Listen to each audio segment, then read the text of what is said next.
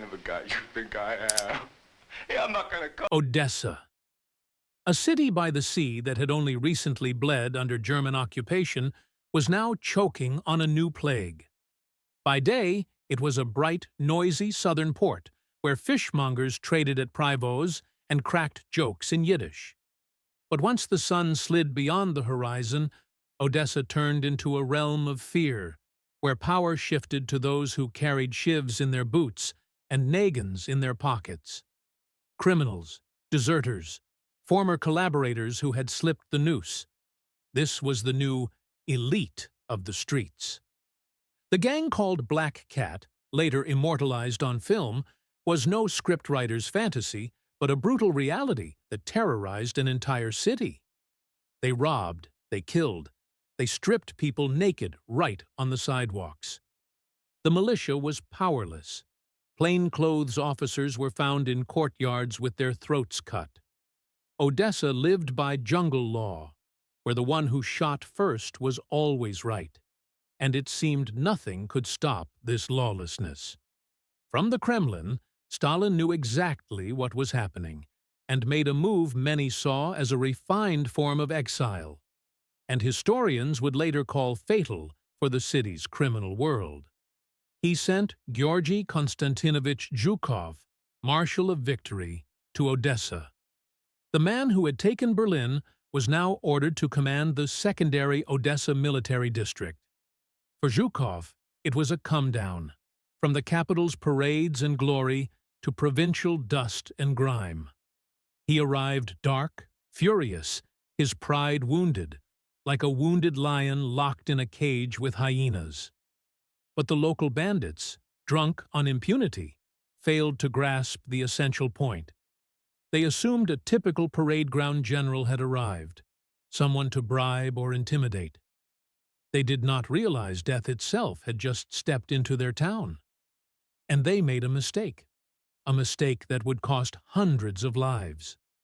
They chose to test the marshal, to reach into his pocket, not just for money, but for the one thing he considered untouchable: his family.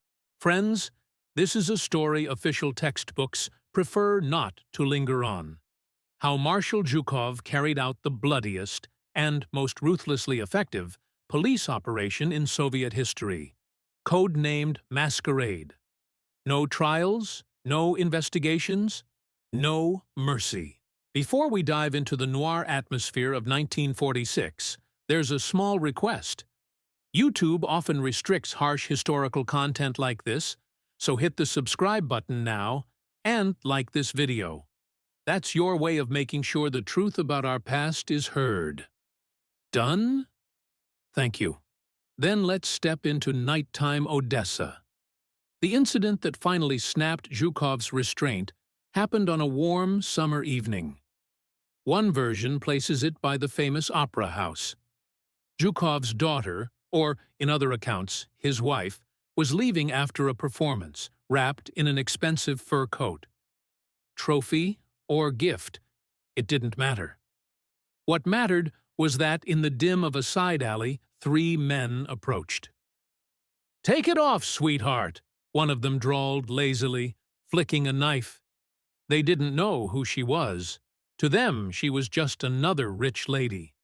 They ripped off the coat, grabbed her jewelry, shoved her into the filth, and vanished into the maze of Odessa courtyards, laughing and already tasting the night's spree. When the report reached Zhukov, he did not shout. Aides later said his face became terrifying, swelling dark with blood as his jaw muscles jumped under the skin. A man who had sent millions to their deaths for victory over fascism was now confronted with the fact that some street punks had dared to lay hands on what he considered inviolable: his own. That night, the phones in the district commander's office rang constantly, but he was not calling the militia. He knew they were either bought or cowed. The local head of criminal investigation mumbled something about a difficult crime situation and staff shortages until Zhukov's fist crashed down on the desk. "I don't need your excuses," the marshal roared. I need order. If you, the militia, can't protect the citizens and my family, the army will. And don't complain later." That night, Zhukov made a decision that flew in the face of every law in the Soviet Union. He chose war, not a metaphorical fight against crime, but a literal war of annihilation. He summoned his most trusted military intelligence officers, frontline veterans who knew how to kill silently and efficiently, men whose hands would not tremble. The plan he outlined was brutally simple and chillingly ingenious. The criminals were used to victims being helpless, to seeing passers-by as sheep. Zhukov intended to turn the sheep into wolves. "We'll give them a masquerade," he said, studying the map of Odessa. "They want to rob the rich? We'll give them rich prey."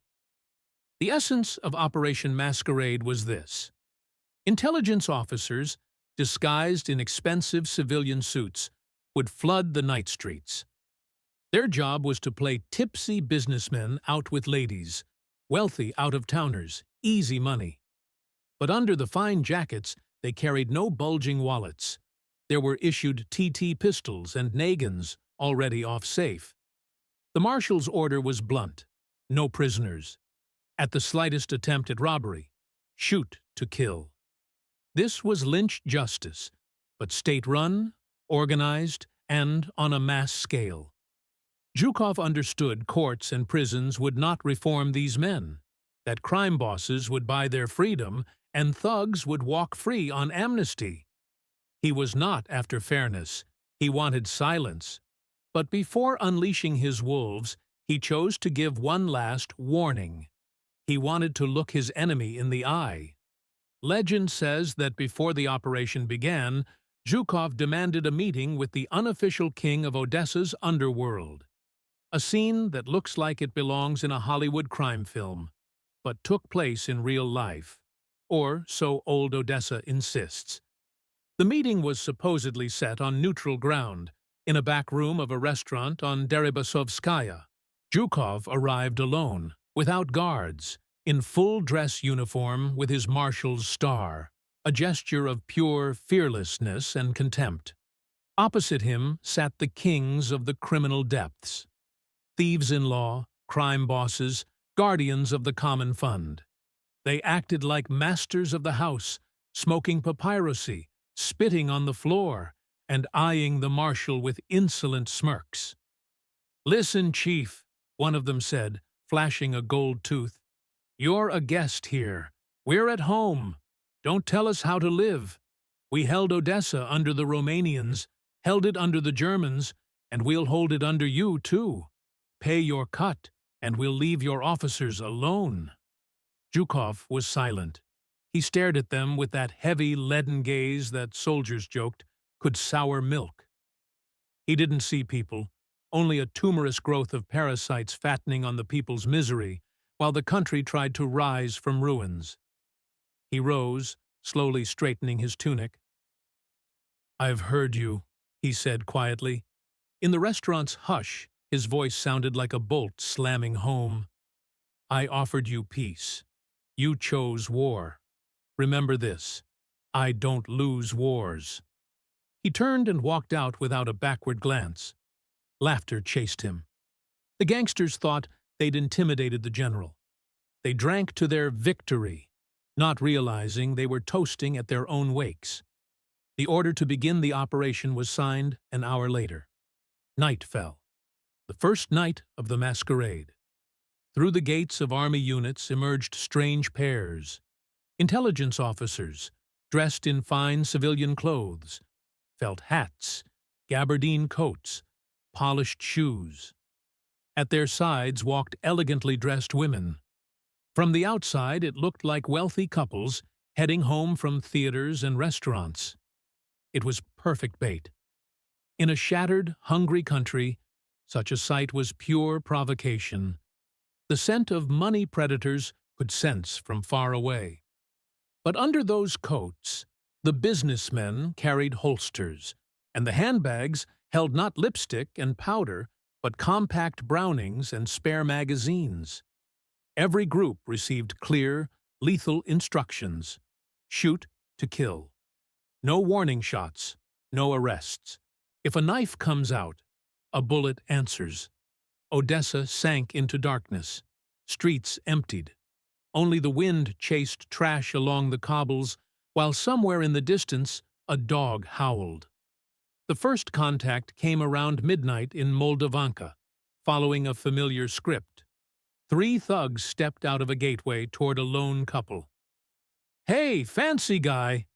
A hoarse voice, knife flashing in the moonlight. "Got a smoke? And hand over that watch while your arm's still attached." The officer playing the victim pretended to panic, raising his hands and stumbling back. Smelling weakness, the criminals relaxed and closed in, savoring the easy prey. In that moment, the victim transformed. The move was almost invisible. His hand shot under the coat. Bang, bang, bang! 3 shots blended into one. He fired at point-blank range, professionally, into heart and skull. The bandits never even grasped what had happened. They hit the pavement with surprise stamped on dead faces. Their knives rang against the asphalt. The officer calmly stepped over the bodies, checked for a pulse. No need for a finishing shot, the job was clean, and walked on. The hunt had only begun. Gunfire erupted all across Odessa that night.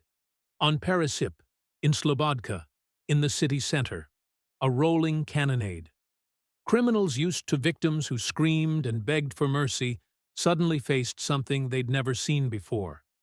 The marks did not run.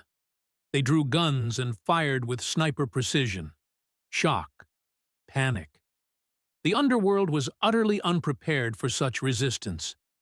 Imagine it. You leap at what you think is a sheep, and the sheep turns into a wolf and rips out your throat. One of the most chilling details of that night was that the bodies were not removed immediately. That, too, was Zhukov's order. The corpses of dead bandits were left where they fell until morning, as part of a calculated psychological war. At dawn, when the city woke and people set out for work, they saw a horrific sight.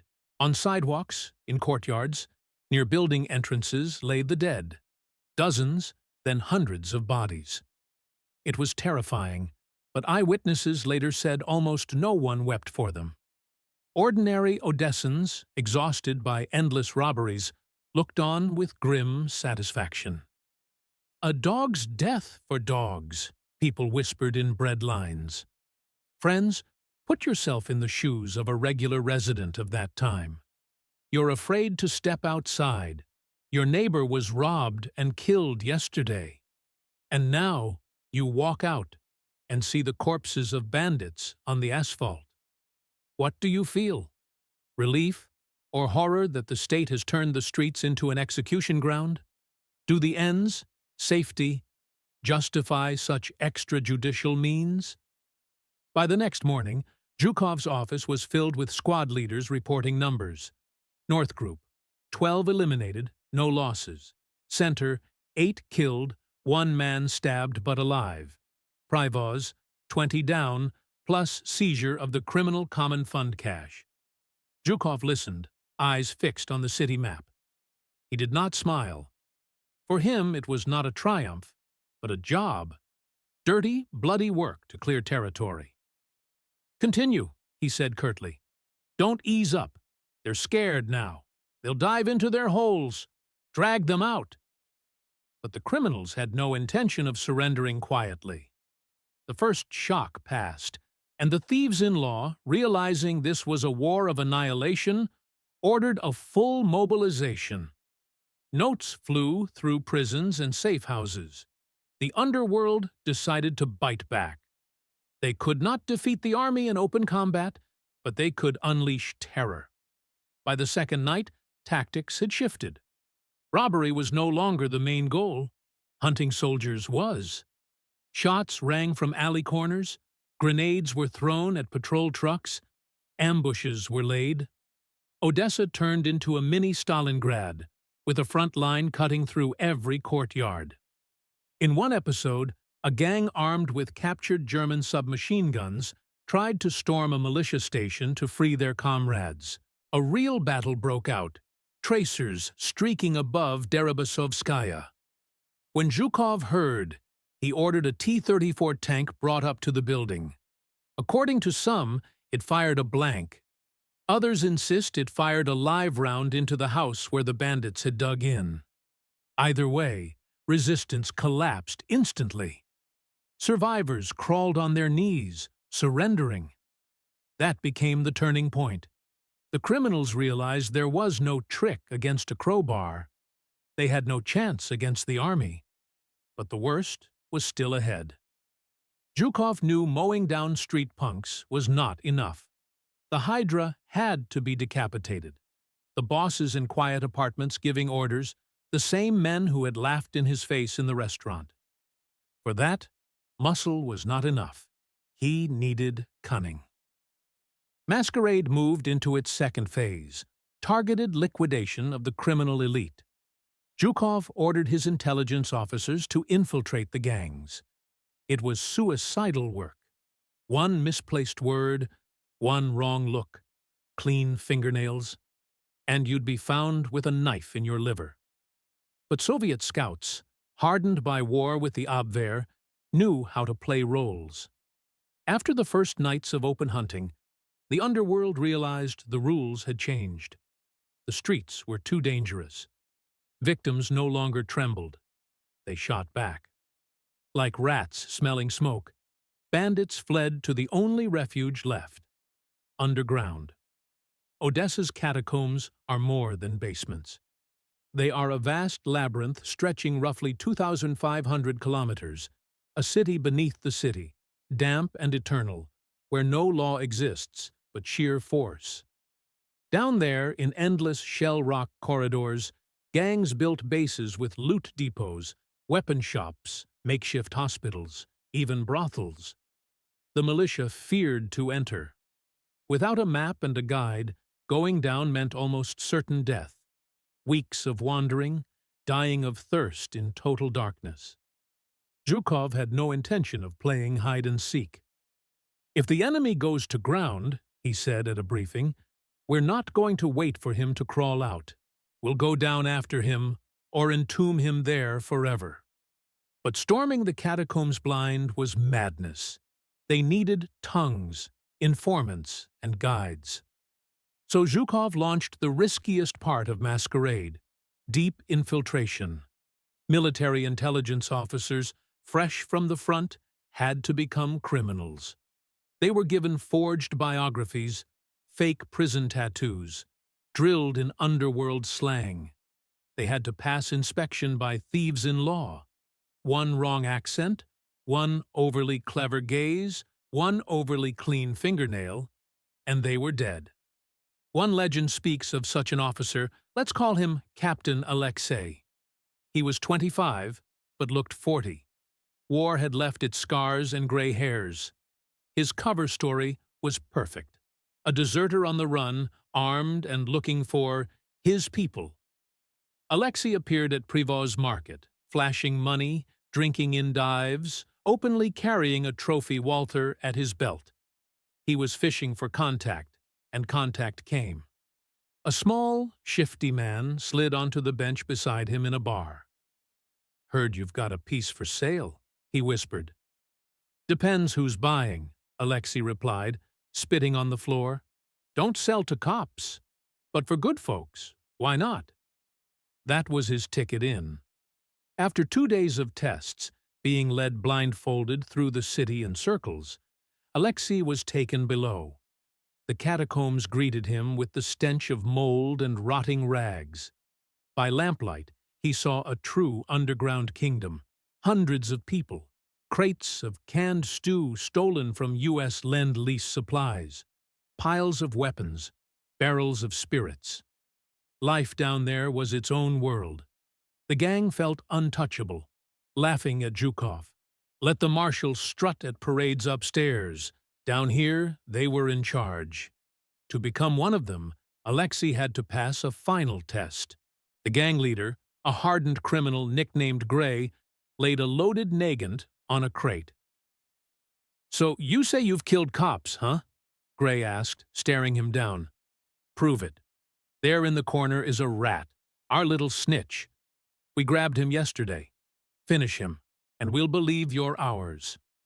In the shadows sat a bound, beaten man. Alexei saw eyes full of pleading. A terrible moment. He knew if he refused, he would die, and the operation would collapse. If he pulled the trigger, he'd cross a line he might never come back from. What did he actually do? History is silent. Maybe he staged the execution. Maybe the man was already dead. Or maybe, in war as in war, he did what had to be done. In any case, Alexei passed the test. Friends, put yourself in his place. Underground, surrounded by killers, ordered to shoot a man to prove your loyalty. Do you pull the trigger to save the mission and potentially hundreds of future victims, or refuse and die with him? Where is the line for what can be done in the name of a greater good? Alexei lived a week below. He memorized the tunnel layout, counted their strength, identified secret exits. Most importantly, he learned the time and place of a general gathering.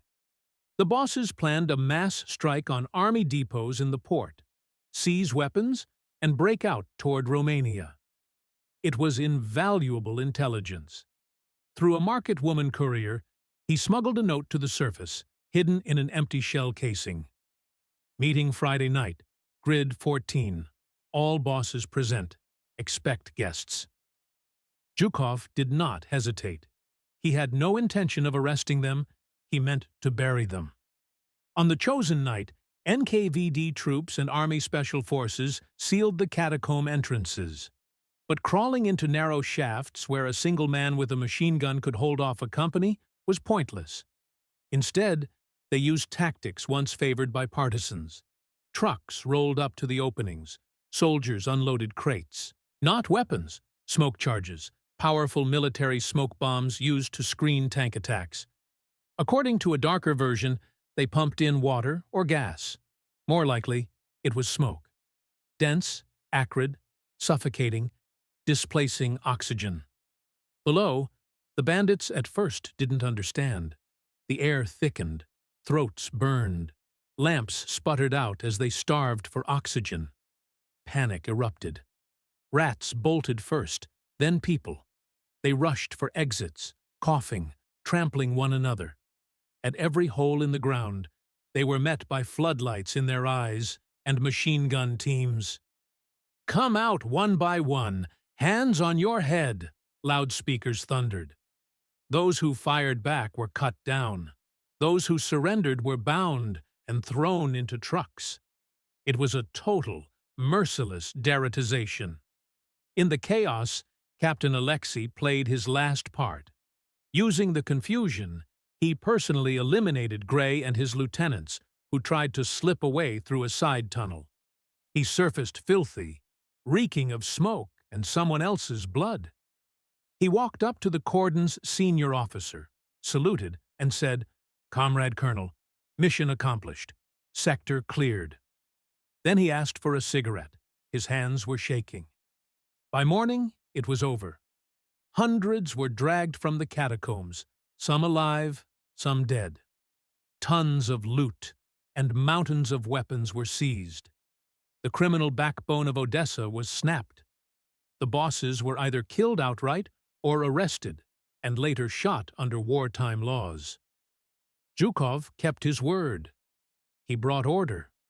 Within a week, you could walk Odessa's night streets without fear. Officers took girls to the movies without worrying about knives in their backs. Music played again in the parks. The city breathed easier. But at what cost? How many innocents or bystanders died in that storm? History is silent. Zhukov did not count the enemy's losses, only results. This victory was both his triumph and his curse.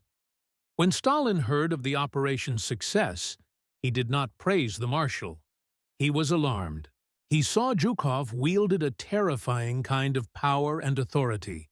solving problems with methods that frightened even the NKVD.